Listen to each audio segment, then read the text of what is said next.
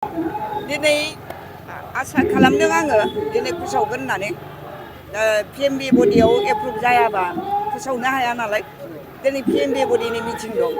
दा आं बावनो थांनो ओंखारगासिनो दं दिनै फोसावनो हागौ आरो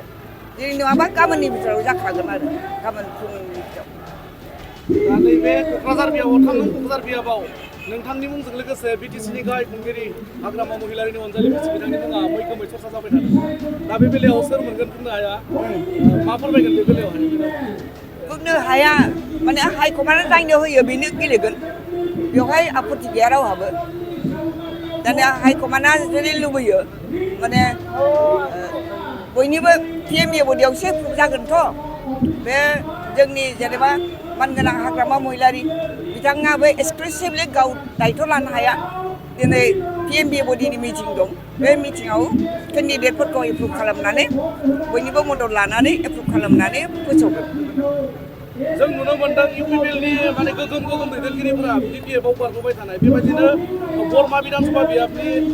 बारग' एमएलए भुपेन बर' बिथाङाबो दिनैहाय रिजाइन होबाय थारैनो बिपिएफआव हाबनायनि माबा इसाराफोर दङ नामा मा फोरमायगोन बे रायजो राजाया नुबाय लिडारफ्राबो गासिबो नुजोब्बाय पिएमबि माने बिपिएफआ दिनै माने जेरैबो फारसेनिफ्राय जै मै जानानै दं गतिके बिथांमोना दस्रा पार्टियाव थानानै माने गावसिनि पार्सनेलिटि गावसिनि रोंगौथिखौ एक्सप'ज खालामनायनि जायगाया बिपिएफआनो होननानै सानदों आरो खामानि मावनायनिबो बेवहाय फिल्ड दङ सुबिदा दं बे हिसाबै माने जेराव खामानि मावनायनि सुबिदा दं बेवहाय फैनानै बयजोंबो लोगोसे खामानि मावनो थाखाय बिथांमोनहा गोसो जादों जायफ्रा गोसो जादों बिसोर फैगासिनो दं आरो फैबाय थाबावगोन आरो